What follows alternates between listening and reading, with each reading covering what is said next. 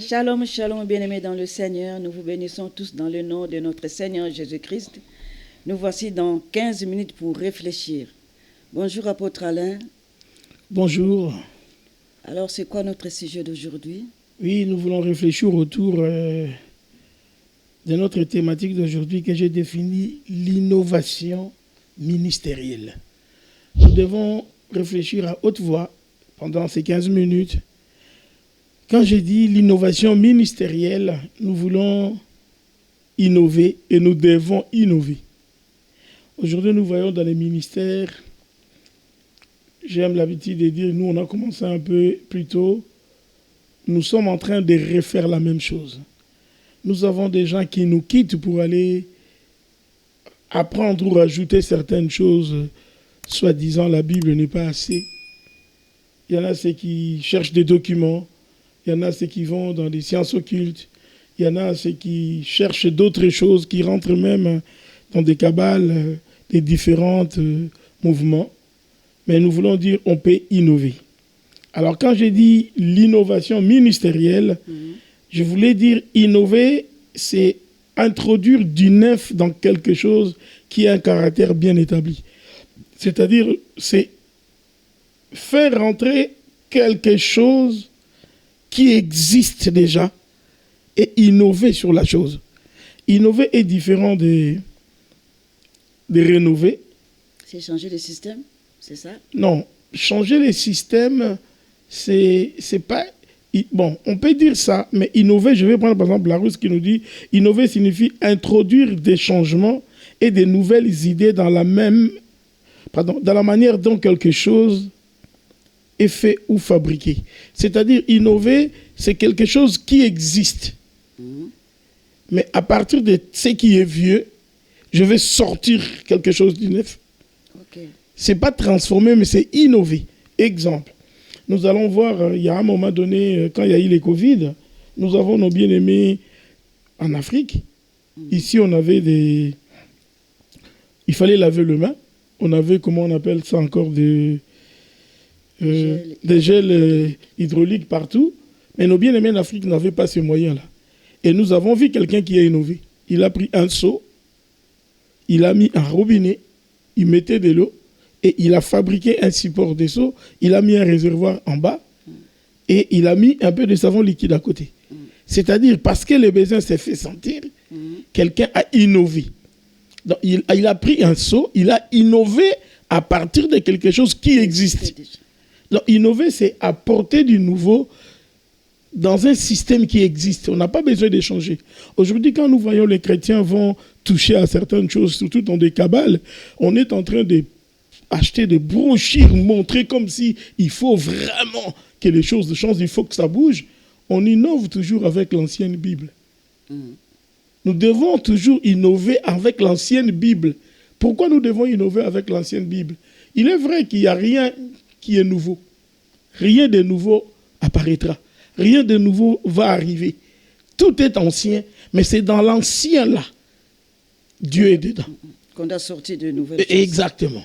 On va prendre par exemple un passage dans le livre d'Ecclésiaste, chapitre 1er, verset 9. Ecclésiaste 1, 9.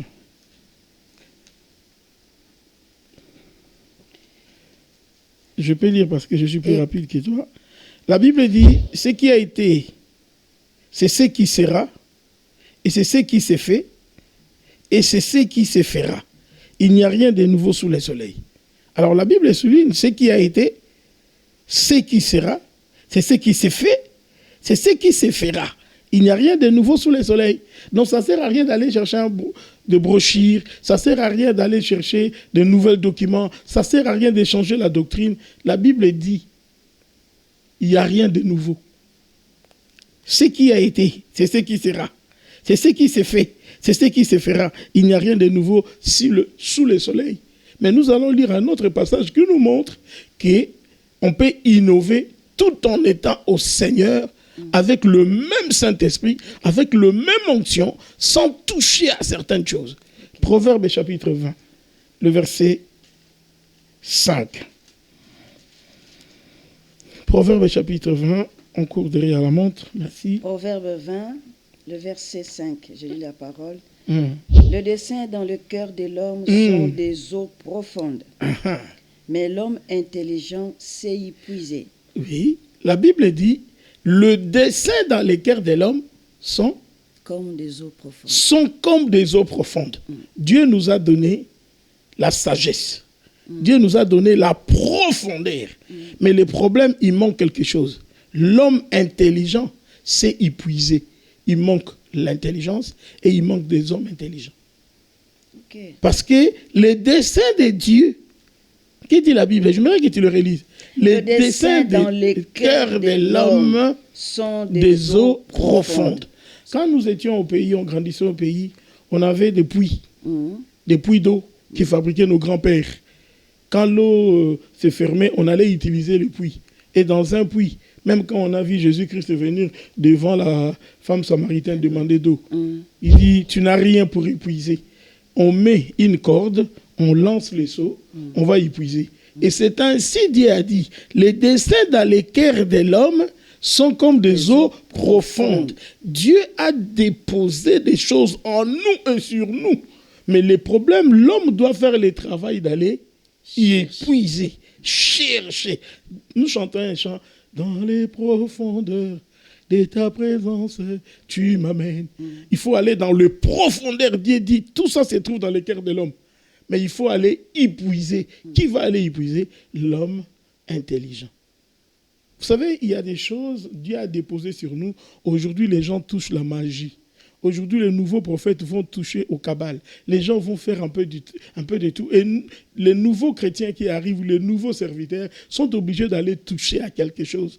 Mais la Bible dit, les desseins de Dieu dans les cœurs de l'homme sont comme des eaux profondes. L'homme intelligent sait y puiser. Je suis dans la prière. Je suis en train de chercher Dieu avec le Saint-Esprit. Et il m'amène dans le profondeur pour aller y puiser. Je vais prendre un passage avec toi, ma soeur, dans les livres de Exode, chapitre 31, du premier verset au verset 5.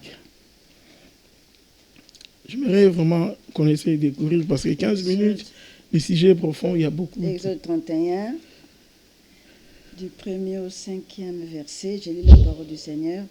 L'Éternel parla à Moïse et dit, sache que j'ai choisi Betsaël, fils d'Iri et fils de Hur de la tribu de Juda. D'accord. Je l'ai rempli de l'esprit de Dieu, de sagesse, de l'intelligence et de savoir pour toutes sortes d'ouvrages. Je l'ai rendu capable de faire des inventions, de travailler l'or, l'argent et le rang, de graver des pierres enchâssées, de travailler le bois, d'exécuter toutes sortes d'ouvrages. Voilà. Là, nous sommes en train de voir Dieu a confié à Moïse une mission de faire. Moïse, comme je le disais dans l'émission précédente, dans les 15 minutes précédentes, que Moïse a appris la science auprès des pharaons en Égypte. Il est allé apprendre le sacerdoce chez les Madianites. Et là, Dieu lui confie de faire un travail. Et Dieu lui confie de faire un travail. Moïse s'occupe du sacerdoce, Moïse s'occupe du temple, de l'œuvre du Seigneur, mais le Seigneur lui dit, sache que, au premier verset, il lui dit, j'ai choisi Betsaël. J'ai choisi Betsaël. Toi, je te confie des choses, mais j'ai choisi Betsaël. Pour quelle raison? Allez-y, ma soeur, pour la lecture. J'ai choisi Betsaël, je le remplis d'abord. Je l'ai rempli. Il lui a rempli de l'esprit de Dieu, oui, de sagesse et l'intelligence et le savoir. Voilà, il a rempli Betsaël. D'esprit de Dieu. Si on regarde esprit, là c'est avec majuscule. Je lui ai rempli du Saint-Esprit. Donc pour dire que le Saint-Esprit donne de l'intelligence et la sagesse. Après, je lui ai rempli du Saint-Esprit. Après, il dit quoi? De l'intelligence. Je l'ai rempli de l'intelligence. Et de savoir pour toutes sortes d'ouvrages. Déjà, quand on dit de l'intelligence, l'homme intelligent s'est épuisé. Et Dieu dit, je l'ai rempli de l'intelligence, je l'ai rempli de sagesse pour savoir pour toutes sortes d'ouvrages. Pour toutes sortes d'ouvrages. Dieu dit, tout ce qu'il y a à faire, j'ai rempli un homme. Et le verset qui suit nous dit, je l'ai rendu capable de faire des inventions. Je l'ai rendu capable. Quand on dit de faire des inventions, c'est un homme qui innove. Il va innover. Il va inventer à chaque instant. D'où provient l'esprit d'invention? parce que je l'ai rempli d'intelligence. Non, je l'ai rempli d'esprit, d'intelligence et de sagesse. On n'a pas besoin d'aller chercher à la Kabbale. Parce que Dieu est rempli d'esprit, Dieu est rempli d'intelligence, Dieu est rempli de sagesse. Et au verset qui suit, il dit, c'est pour faire quoi toutes ces choses? Pour travailler l'or, l'argent et le rein. Alors, qu'est-ce que je voulais dire? Depuis que le monde a été monde, Dieu n'a pas créé l'or en ces temps-là. Dieu a créé l'or depuis. Dieu a créé le bois depuis. Mais il a donné la sagesse à quelqu'un de les battre, à quelqu'un de les travailler. Pour dire que nous pouvons innover si nous sommes collés avec le Saint-Esprit. Nous pouvons innover si nous savons aller épuiser dans le profondeur. Et la Bible dit ce que Dieu a déposé en nous et sur nous. Vous savez, il y a des choses, nous pensons que Dieu les dit comme ça. Quand nous voyons dans les livres de 1 Corinthiens, au chapitre 2, si on commence à partir du verset 7, l'apôtre Paul dit, nous prêchons la sagesse mystérieuse et cachée. Cette sagesse qui n'est pas pour le chef de ce siècle. Ça, c'est ce que nous prêchons. La sagesse mystérieuse. On peut commencer à partir du verset 7. Nous prêchons la sagesse de Dieu mystérieuse et cachée. Que Dieu, avant le siècle, avait destiné pour notre gloire. Dieu a destiné des choses pour notre gloire. Le Seigneur n'a pas dit, vous irez apprendre au Kabbale, vous irez en Israël, vous irez dans tel endroit. Dieu dit, j'ai rempli quelqu'un de l'esprit qui fera tout ça. Et ici, maintenant, l'apôtre Paul, il dit, nous prêchons la sagesse mystérieuse cachée qui n'est pas des chefs de ce monde, ni des chefs de ces siècles. Car s'ils l'eussent connu, il n'allait pas crucifier le Fils de l'homme. Et il dit, la sagesse mystérieuse est cachée. Et il y a des choses, Dieu dit, j'ai préparé pour votre gloire, pour notre gloire. Mais cette sagesse, où les trouvons, c'est comme dans les eaux profondes. L'homme intelligent, c'est épuisé. Ce sont des choses qui sont déjà établies par qui existent par le Seigneur. Et nous n'avons pas besoin d'aller chercher d'autres sciences. C'est pour ça que nous réussirons à faire de nouvelles choses avec la Bible ancienne. Nous réussirons de nouvelles choses. Aujourd'hui, si vous allez dans toutes nos églises, on chante pareil, on danse pareil, nos programmes sont identiques. Nous ne voulons pas innover. On peut innover avec l'ancienne Bible. On peut innover avec Louis II. On peut innover, on n'a pas besoin de ses mails. On peut innover avec Louis II. On peut innover avec tout ce qu'on a. Innover dans le ministère. Nous pouvons innover. Nous ne sommes pas obligés de faire tous la même chose. Nous faisons des choses, on dit on est sortis dans la même école. C'est l'école du Saint-Esprit, d'accord. Mais il y en a ceux qui font parce que je vis là-bas. Et nous avons le même problème. Où est l'innovation? Moi, je connais des gens qui cherchaient à nous copier, qui étaient avec nous à un moment donné. J'ai regardé, j'ai dit, pendant que vous nous copiez, nous, on n'est plus dans ça. Parce que nous sommes en train d'innover. On va apprendre. Vous savez, à un moment donné, quand on avait commencé avec la vie chrétienne, dans nos églises, on jouait des tam-tams. Jusqu'à ce que quelqu'un a innové et venu faire rentrer le synthétiseur. On commence à jouer maintenant avec les synthés. Tous les tam-tams ont disparu. Ça ne représente pas des batteries. Oui, et on a fait rentrer, quelqu'un a innové. Aujourd'hui, est-ce que nous n'avons pas de quelqu'un qui peut innover? Innover pourquoi? Innover parce que l'Église en a besoin. Innover pourquoi? Innover. Mais pour innover, nous devons compter sur nos enfants, compter sur le jeune que nous avons. Nous avons beaucoup de jeunes. Est-ce qu'on peut lire? Il me reste juste une minute. Si on peut lire rapidement les livres de Daniel, chapitre 1er et à 3, on peut faire vraiment vite. Il nous reste vraiment une minute. Daniel, chapitre 1er. Vous allez voir ce que le roi a dit. Daniel 1. Oui.